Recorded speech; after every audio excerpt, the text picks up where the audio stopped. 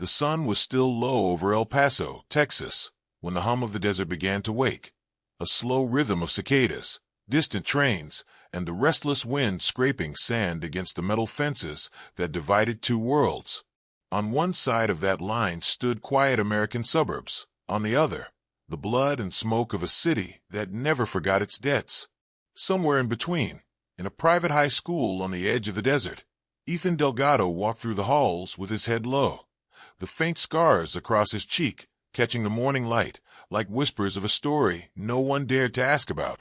He could feel the stares, the murmurs that followed him from locker to classroom. That's him, the one with the scar. They didn't know the truth. They just knew his last name. Delgado. A voice hissed behind him, mocking. What happened, huh? Knife fight in kindergarten. Laughter rippled through the hallway. Ethan's jaw tightened. He didn't respond. He'd learned that silence sometimes hurt them more than words. But today, the laughter hit harder. Maybe it was because he hadn't slept. Maybe it was because the bruise from last night, not from a fight, but from training, still ached beneath his ribs. He took his seat in history class, near the back window. The teacher, Mr. Carson, droned on about the Mexican-American War, irony dripping from every date and borderline drawn across the map. Ethan's mind drifted. He thought about his father, Alejandro Delgado, a man whose name carried both fear and reverence. To some, a businessman. To others, a ghost who ran the shadows of El Paso's underworld. Ethan had promised himself he wouldn't become that. But fate had a way of pulling you toward the things you feared most. At lunch, he sat alone, picking at his food while the others whispered from across the courtyard. Chad Wallace, the quarterback, loud and reckless, leaned over with his friends. Hey, Delgado, Chad called. Tell us again how you got that scar. Was it your dad? Or some guy he forgot to pay? Ethan looked up. His eyes were steady, quiet, too quiet. You think that's funny? Yeah, man. You should smile more. Scars look better when you're trying to look tough. Ethan stood. The table scraped against the concrete. For a moment, the air went heavy, thick with the tension of two worlds about to collide, privilege against legacy, the untouchable against the dangerous. But Ethan didn't swing. He didn't yell. He just stared, his voice low. You have no idea what these scars mean. Then he walked away. That night, the desert wind was colder than usual. Ethan sat on the porch of his family's villa on the outskirts of town, where the city lights faded into black dunes. The house was large, all stone and shadows, surrounded by men in silence. Guards. Always guards. His father sat inside, reading reports by the dim light of a whiskey-colored lamp. The air smelled of tobacco and gun oil. Sit, Alejandro said without looking up. His voice was calm but commanding, the kind of calm that made men nervous. Ethan sat. I heard what happened at school. Ethan's jaw clenched. It was nothing. Alejandro finally looked up. His eyes, dark and sharp, studied his son. You think I built all this for nothing? It's just kids being cruel. Alejandro interrupted. Yes, they are cruel. But cruelty is a test. The world will find your weakness and press its finger against it until you break. Do you know what I did when I was your age? Ethan didn't answer. He'd heard the stories, though never from his father's lips, the raids, the betrayals, the night the scars on his face had been carved by men who didn't survive to tell about it. Alejandro leaned back, his gaze turning distant. They tried to humiliate me once. A man twice my age cut my cheek open with a bottle in front of everyone I worked for. I could have killed him then, but I didn't. I waited. I made sure that when I finally did, the entire city knew why. He leaned forward again, voice dropping. You think these scars are ugly? They are not shame. They are history written in flesh. Proof that I survived when others didn't. Ethan swallowed hard. I don't want your life, he said quietly. Alejandro's expression softened for the first time. I know. He paused, his tone almost tender. That's why you'll have to learn to fight in another way. Not with fear. With dignity. The words hung between them like smoke. Later that night, Ethan walked out to the edge of the property, where the desert met the electric glow of the city. He could hear faint music from across the border, the heartbeat of Juarez carried by the wind. He touched the scar on his cheek, the one that had been with him since he was 8. A fire, an accident, a story his father had never fully told. Maybe it didn't matter where it came from. Maybe it mattered what it meant now. The next morning, he walked back into school with his head high. The whispers were still there, but something in his stride silenced them. Even Chad, who started to laugh again, hesitated. There was something new in Ethan's eyes, a quiet that didn't mean fear anymore. When the teacher called for presentations, Ethan volunteered first. His voice was clear, confident. When he began to speak about the Borderlands conflict, about identity, survival, and what it meant to live between two worlds that both claimed and rejected you, every word came like a confession, raw and unflinching. When he finished, the room was silent. Even Chad didn't look up. After class, as he walked down the hall, he heard a soft voice behind him. "Hey, Ethan." It was Lila Thompson, the quiet girl from art class, pale freckles, ink stains on her hands, and eyes that looked like she'd seen her own share of hurt. "That was really brave," she said. Ethan smiled faintly. It wasn't bravery. It was truth. Lila hesitated, then asked, "Can I draw you? For my portfolio?" He blinked. "Why me?" "Because your face looks like a story that wants to be told." For the first time in a long while, Ethan didn't feel like hiding. That evening, Alejandro stood by the window, watching his son leave on his motorcycle, the setting sun painting the sky blood red. One of his men, a tall, silent guard named Ramos, stepped forward. "You sure about letting him go alone, boss?" Alejandro's eyes stayed on the horizon. A man must find his own way through fear, even if the world reminds him every day of where he came from. As the motorcycle disappeared down the dusty road, Alejandro reached into his pocket and unfolded an old photograph. A boy, no older than Ethan, standing beside a burning car, his face streaked with soot and tears. The same scar, the same fire. He exhaled slowly. "Some things," he whispered to the desert air, "you cannot protect your son from, only prepare him for." But what neither father nor son knew was that the past they thought they'd buried in the sand of the borderlands was already stirring again, and the scars that once told a story of survival were about to become the mark of something far darker. The desert heat had thickened by mid-October, the kind that shimmered above the asphalt like invisible fire. In El Paso, the air felt both restless and heavy, like the city itself was holding its breath. Ethan Delgado drove his motorcycle through the edge of town, where old motels and taquerias leaned tiredly against the horizon. He liked the hum of the engine beneath him, the roar that drowned out everything, the whispers, the fears, the name that carried too much history. At school, things had changed. A little. Chad and his friends still threw glances, still laughed sometimes, but the laughter was different now, more uncertain, almost nervous. Lila had started sitting beside Ethan in the courtyard, sketchbook open, her pencil tracing lines that seemed to capture more than faces, emotion, pain, truth. He didn't talk much, but she didn't seem to mind. Silence, between them, wasn't uncomfortable. It was something like peace. One afternoon, as the sun began to fall and the air smelled faintly of rain on hot pavement, she looked up from her drawing. "Your dad, he's in business, right?" Ethan hesitated. "Something like that." "What kind of business?" He forced a small smile, the kind that doesn't show up on LinkedIn. She laughed softly. "Fair enough." Then her voice dropped, almost to a whisper. "You ever wish you could be someone else?" He looked at her, really looked. Her eyes were full of questions she never asked. "Every day," he said. That night, after she left, he walked home under the orange sky, cutting through the back streets where kids played soccer barefoot and old men smoked on cracked porches. Everyone knew who he was, even if they pretended not to. The Delgado house was visible from nearly every street, a walled compound on the hill, its lights glowing like a warning. When he reached the gate, Ramos, his father's chief enforcer, nodded. "Long day, kid." Ethan shrugged. "Just school." Ramos chuckled. "School's harder than what we do sometimes." Inside, the air was cool and quiet, the faint echo of classical music drifting from the study. His father, Alejandro, sat behind a desk carved from mahogany, cigarette smoke curling through the lamplight. Without looking up, Alejandro said, "How was your day?" Ethan poured himself water, his reflection rippling in the glass. "Normal.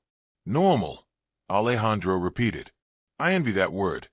Ethan looked at the papers on the desk, ledgers, phone logs, maps of transport routes that stretched from El Paso into the heart of New Mexico. He pretended not to see them. Alejandro finally looked up, eyes sharp beneath the haze. "You're avoiding me." "I'm living my life." "That's the same thing." There was a pause. Then Alejandro leaned forward, his tone shifting. Less command, more concern. "You know, when people look at you, they don't see you. They see me. My shadow follows you everywhere. You can't run from it." "I'm not running," Ethan said. "I'm just trying not to become it." For a moment, neither spoke. Outside, thunder rolled in the distance, low and slow. Then Alejandro said quietly, "You think you can choose who you are, but the world already decided for you the day you were born a Delgado." Ethan left the room before he said something he couldn't take back. He rode out into the rain. The storm came fast. Desert storms always did. Heavy drops that hit the pavement like bullets, turning dust to mud. He found shelter at an old car wash, the neon sign flickering half dead. He sat there, helmet in his lap, watching the rain wash the world clean, or at least pretending it could. That's when his phone buzzed. Unknown number. He answered without thinking. "Yeah." A voice crackled through static, low, unfamiliar, dangerous. "Tell your father the past isn't finished with him." Click. The line went dead. Ethan froze, heart pounding. For a long moment, he stared at the phone, unsure if he'd imagined it. But deep down, something in his gut, the same instinct his father had always trusted, told him it was real. He drove home fast, the rain blurring the world into streaks of red and gold from the streetlights. When he arrived, the guards were tense, radios buzzing. "What's going on?" Ethan demanded. Ramos appeared at the door, rain dripping from his jacket. "Your father's inside. We've had a message." Ethan followed him into the study. Alejandro stood by the window, phone in hand, his expression unreadable. On the desk was a photo, old, creased, taken decades ago. In it, a younger Alejandro stood with another man beside a pickup truck in the desert. Both were smiling, but the man next to him, his face was circled in red ink. Alejandro looked up. "Someone dropped this at the gate tonight." "Who is he?" Ethan asked. Alejandro's jaw tightened. "A ghost." He didn't explain further. That night, Ethan couldn't sleep. The wind howled outside, scraping the windows, carrying with it the scent of rain and dust, and something else. A warning. The next morning, when he walked into school, everything looked the same, but the world felt heavier. Lila noticed at the moment she saw him. "You okay?" she asked. He hesitated, then nodded. "Yeah, just bad dreams." She studied his face, unconvinced, but didn't push. Instead, she opened her sketchbook.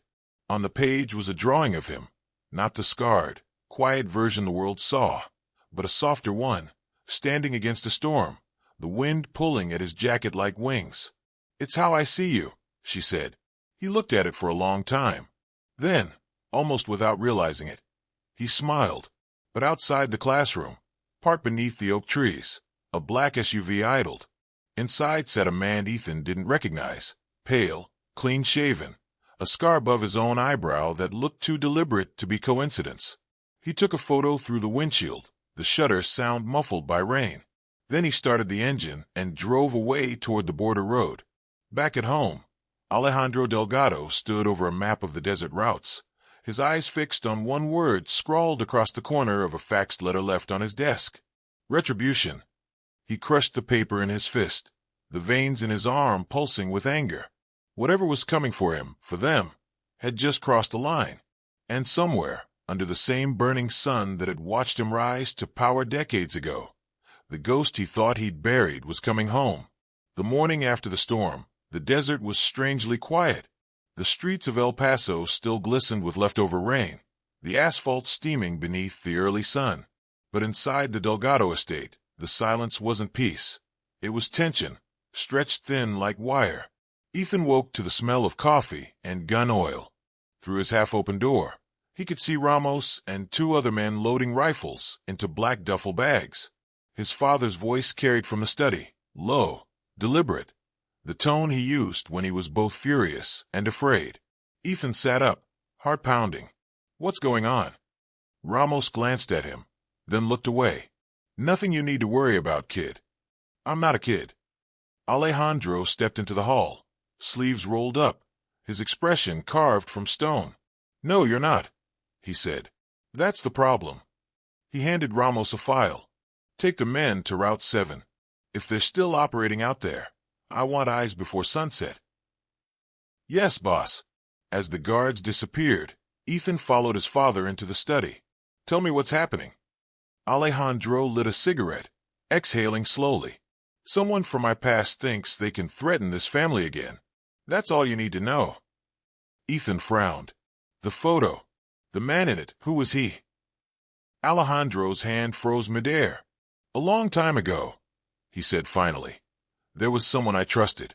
His name was Samuel Vega. We built this empire together. Then he betrayed me." "Betrayed how?" Alejandro's eyes darkened. "He sold information, took my money, tried to take my men. I dealt with it." Ethan's voice dropped. "You killed him." Silence. "Then, I thought I did." The room felt smaller suddenly, the air thick with old ghosts. Alejandro stubbed out his cigarette. "This isn't your burden, Ethan. Stay out of it." But Ethan couldn't. That night, he sat on the roof, watching the city lights blink like scattered embers. The hum of distant sirens mingled with the sound of cicadas.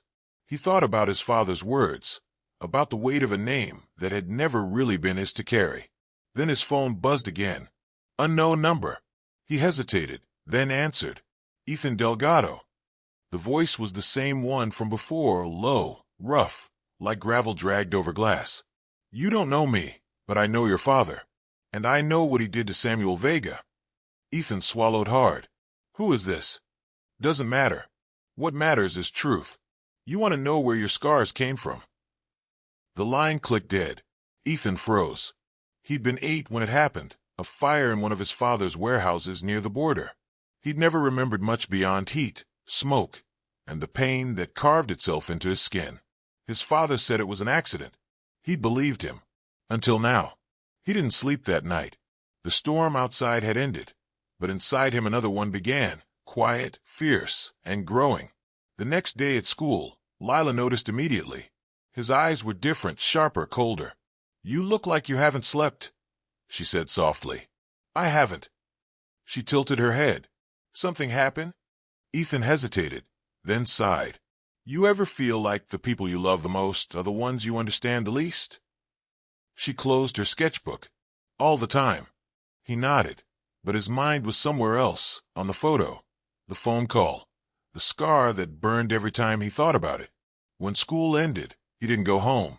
Instead, he drove to the old industrial district on the outskirts of town, the place where his father's empire had been built, and where, years ago, fire had torn through steel and concrete. The warehouse was still there, blackened at the edges, forgotten by time. He parked outside, wind whipping dust across the cracked lot. Inside, the air smelled faintly of smoke and rust. He found the corner where the walls were scorched deepest. And there, half buried beneath a pile of charred wood, he saw it. A small metal box, rusted but intact. Inside were photos, dozens of them. His father, Ramos, other men, and Samuel Vega, the same man from the circled picture. In one of the photos, Ethan was there too, a boy, smiling, sitting on Samuel's shoulders. He froze. Another photo, this one taken on the day of the fire. The same warehouse. In the background, flames already rising. And in the corner, 2 men arguing, Alejandro and Samuel. On the back of the photo, written in hurried ink, "He used your son to punish me." Ethan dropped the photo, breath shaking. The room swayed around him. He heard footsteps behind him. Ramos stood in the doorway, his face grim. "You shouldn't be here, kid." "You knew," Ethan whispered. Ramos didn't answer. His silence was enough. "Did he do it?" Ethan's voice cracked. Did my father start that fire? Ramos sighed, eyes softening. He did what he had to do to survive. Ethan's chest tightened. He burned me. It wasn't supposed to happen that way, Ramos said quietly. Samuel Vega took something from your father, something that would have destroyed us all. Alejandro went after him, but Vega set the place ablaze before he could finish it. You were caught in the middle. Ethan shook his head. No, that's not what this says. He held up the photo. It says he used me. Ramos looked at the photo, then met Ethan's gaze. Sometimes, the truth isn't what saves you. It's what kills you. Ethan stepped back, voice trembling with fury. I deserve to know. Ramos's expression was almost fatherly. Then ask him yourself. Ethan turned and walked out into the burning light of sunset, the desert air hot against his skin, his heartbeat louder than the motorcycle engine beneath him. He didn't stop until he reached home. Alejandro was on the balcony, drink in hand, staring out at the horizon. Ethan slammed the photo on the table. Tell me the truth. Alejandro's eyes flicked down, then up. Where did you find that? In the ruins, Ethan said. The warehouse. The fire. His voice broke. Was it you? For the first time in years, Alejandro looked old. It was Vega, he said slowly. But yes, I made the call that brought you there. I thought it was safe. You used me, Ethan whispered. You used your own son. Alejandro's voice trembled. I was trying to protect you from him. He wanted leverage. I gave him the illusion he had it. Ethan laughed bitterly. An illusion that burned half my face. Neither spoke for a long time. The wind howled through the balcony railings. Finally, Alejandro said, You are alive because of what I did. Every empire demands a price. Ethan's eyes filled with tears. Then I want no part of your empire. He turned and walked away, the echo of his footsteps lost in the desert wind. Alejandro stood there motionless, his reflection trembling in the glass door. He whispered, barely audible, And that's the price I never meant to pay. But in the distance, on the outskirts of the city, a convoy of black trucks crossed the border under cover of dusk, led by a man whose name hadn't been spoken in nearly 20 years. Samuel Vega was coming home. The night Samuel Vega returned to El Paso, the city seemed to hold its breath. The neon lights along Mesa Street flickered under a restless wind, and far beyond the quiet suburbs, a convoy of black SUVs disappeared into the desert, carrying with them the man everyone thought had been dead for decades. Inside the Delgado estate, the tension was suffocating. Ramos stood at the balcony with binoculars, scanning the horizon. Below him, men in tactical black moved like shadows through the courtyard, loading rifles, checking ammo, speaking in short bursts of Spanish and English. In the study, Alejandro Delgado sat behind his desk, phone pressed to his ear. Keep the east route sealed. If Vega crosses the river, I want him caught before dawn. But even as he said the words, there was something in his voice that wasn't command. It was fear.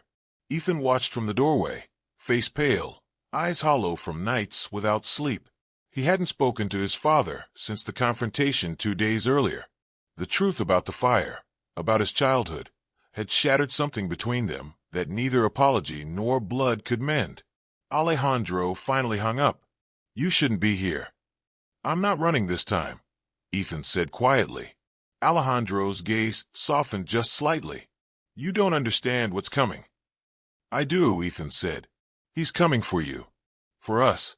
Alejandro stood, the faint sound of rain beginning to tap against the windows. Then let him. I've lived long enough with ghosts. He started toward the window, his silhouette framed by the desert storm gathering in the distance. You want to protect me, Ethan? Then stay out of this. Vega won't hesitate to use you again. I'm not a weapon, Ethan said. Not for you. Not for him. Before Alejandro could reply, Ramos burst through the door. Boss, we have movement on the east perimeter. 3 vehicles. No lights. Alejandro's eyes sharpened. Positions. Ramos nodded and vanished down the hall. Ethan followed. I'm coming. No, Alejandro said. You stay here. Ethan turned back, voice breaking. You already burned me once. You think I'm gonna sit here while you finish the war you started? For a long moment, Alejandro didn't move. Then quietly, take the side passage. Stay behind Ramos. Outside, thunder cracked. The rain came down heavy, fast and cold, washing over the courtyard and turning the desert dust into black mud. Headlights cut through the storm. 3 SUVs rolled up to the gate and stopped. The guards aimed their weapons, waiting for the order. Then the first car door opened. A man stepped out, tall, gray at the temples, wearing a black coat that flapped like a ghost in the wind. His face was weathered, but his eyes burned with purpose. Samuel Vega. He raised a hand. Alejandro, he called through the rain. It's been a long time. Alejandro stepped into the courtyard, unarmed. His white shirt was soaked, clinging to the scars across his chest. You're supposed to be dead, Alejandro said. Vega smiled. So are you. The guards tensed. I didn't come for your empire, Vega said. I came for the truth. Alejandro laughed bitterly. You've come to the wrong place for that. Vega's expression hardened. You burned me, Delgado. You burned your own son to keep your secrets. Ethan froze behind the wall, the rain dripping from his hair. Alejandro didn't flinch. You sold us to the feds. You brought the fire yourself. I brought justice. Vega shouted. You built your empire on blood. I tried to end it. But you... His voice cracked, breaking through rage into grief. You killed my wife. You killed everything I loved. Alejandro's eyes flickered. She chose to protect you. I didn't give the order. Vega stepped closer, his voice trembling. Then who did? Alejandro hesitated. Ramos. For a heartbeat, everything stopped. Rain hissed on the stone. Vega's eyes widened in disbelief, then turned to fury. He raised his gun. Ethan stepped out from cover. Stop. Both men turned. Don't do this, Ethan said. His voice shook but didn't falter. You kill him. This never ends. Vega stared at him, stunned. You're the boy. The one from the fire. Ethan nodded slowly. And you're the man who made sure it never went out. For a moment, Vega's face softened, guilt flickering in his eyes. You were never supposed to be there. I was, Ethan said. Because of both of you. Alejandro stepped forward, hand out. Ethan, move. No, Ethan said. This ends tonight. No guns. No more ghosts. Vega's grip tightened on his weapon. You think peace can be built on lies? Ethan's voice rose through the rain. Then tell me the truth. Silence. Finally, Vega lowered his gun, eyes glistening. Your father didn't start that fire. I did. Alejandro's head snapped up. You're lying. Vega shook his head slowly. No. I lit the match. I wanted to destroy everything you built. Every deal. Every truck. Every secret. I didn't know the boy was there until it was too late. Ethan's breath caught. Why would you say he did it? Vega's face twisted with pain. Because he let me burn for it. He told the world I was dead. He took my men, my family, my life. I wanted him to feel what I felt. Guilt, loss, fire under the skin. The storm roared louder, lightning splitting the sky. Alejandro's voice was barely a whisper. Then this ends the way it began. He drew his gun. Ethan stepped between them. Dad, please. Alejandro's arm trembled. He took everything from us. And you took everything from me, Ethan said. The words hit like a blade. Alejandro's grip faltered. The gun dropped into the mud. Vega stared at him, at the boy standing between two ruined men, and something inside him broke. You're nothing like him, Vega said softly. Don't let him make you his reflection.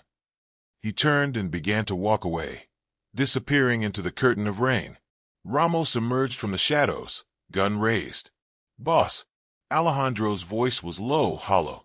Let him go. Vega paused at the gate, his figure dissolving into the storm.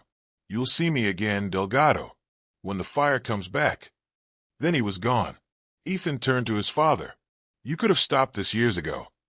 Alejandro looked at him, eyes red, face pale, and said, I stopped nothing because I believed I couldn't lose. But I already lost you. He walked past his men, through the house, into the darkness beyond the hall. That night, the Delgado estate went silent. No engines, no orders, no sound but the endless desert rain. Ethan sat on the steps until dawn, soaked, shaking, watching the horizon fade from black to gray. When the first light broke, he saw the scorch marks still etched into the stone walls of the house, faint reminders of the fire that had started it all.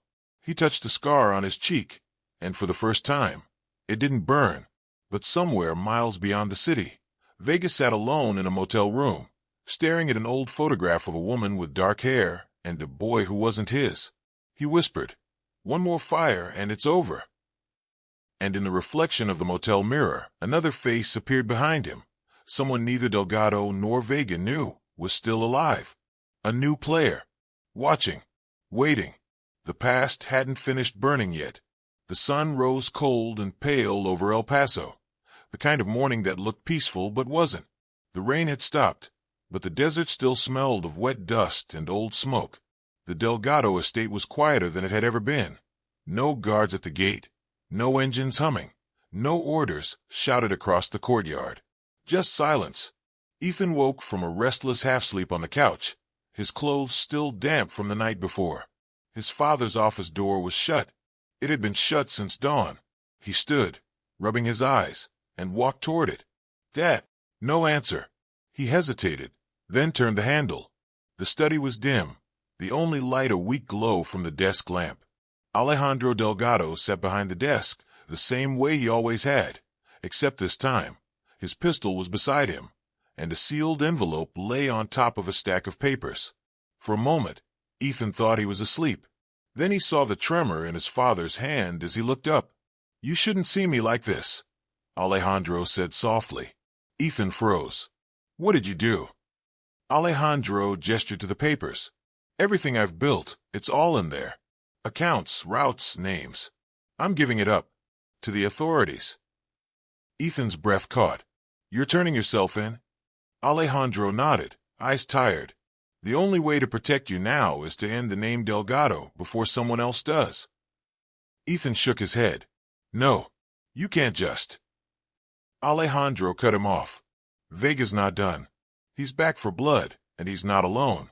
You think letting him go ended it? It only delayed it." He leaned forward, voice low. Someone helped him. Someone close. "Who?" Before Alejandro could answer, a sharp crack split the silence. The window behind him shattered. Alejandro jerked a single, silent gasp, and blood spread across his white shirt. "Dad!"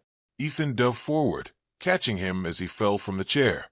Outside, the echo of a rifle faded into the distance. Alejandro's breath came in short, broken gasps. "Ethan, listen to me." "No, stay with me," Ethan begged, pressing his hands against the wound. Alejandro's eyes fluttered, unfocused. "Don't become me." Then his body went still. The lamp flickered once, then went dark. Ethan sat frozen, covered in his father's blood, the envelope crumpled in his shaking hand. The storm outside had been replaced by silence, so deep it hurt. Ramos burst into the room seconds later, gun raised. "Boss." "What?" He stopped when he saw the body. His face went pale. "Get down," he shouted, pulling Ethan away from the window. Another shot cracked through the air, splintering the desk. "Where is it coming from?" Ethan gasped. Ramos peeked through the shattered glass. "Hillside, East Ridge. Sniper." He grabbed his radio. No signal. The estate's jammers were off. Someone had cut the feed. "Stay here," Ramos said. "I'm not staying." Ramos met his eyes, and for the first time, Ethan saw fear there. "Then follow me." Quietly. They slipped through the back corridors, down to the garage, where Alejandro's black SUV sat idle. Ramos opened the trunk and pulled out a smaller pistol, pressing it into Ethan's hand. Ethan stared at it. "I'm not. It's for defense. Nothing more." As they moved toward the outer gate, the wind carried the faint hum of another vehicle approaching, slow, deliberate. Headlights cut through the mist. Ramos cursed. "They're already here." The car stopped 20 feet away. The driver's door opened. Ethan's stomach turned when he saw Samuel Vega step into the light. His eyes were hollow, his expression unreadable. "Put the gun down, Ramos," Ramos aimed higher. You killed him. Vega shook his head. Not me. He stepped closer, hands raised. If I wanted him dead, I'd have done it 20 years ago. Then who? Ethan demanded. Vega's gaze shifted past them, toward the figure emerging from the passenger seat. A woman, mid-30s, dark hair tied back, a faint scar above her lip. Her posture was calm, steady. Ramos froze. No, it can't be. The woman smiled faintly. Hello, Dad. Ethan blinked. Dad. Ramos's gun wavered. His voice cracked. Maya. Ethan turned from Vega to Ramos, realization hitting like lightning. She's your daughter? Ramos nodded, trembling. She died. Years ago. Maya Vega, daughter of Samuel Vega, raised by Ramos after the fire alive, standing before them with a rifle slung over her shoulder. She didn't die, Vega said softly. I sent her away, so Delgado couldn't touch her. Maya stepped forward, eyes locked on Ethan. Your father killed my mother. He burned my family. And now justice comes full circle. Ethan's grip tightened on the pistol. You shot him. She tilted her head. You call it murder. I call it closure. Vega stepped between them. Maya stopped. Enough blood. She looked at him, at her father, and her face hardened. You forgave him. I never did.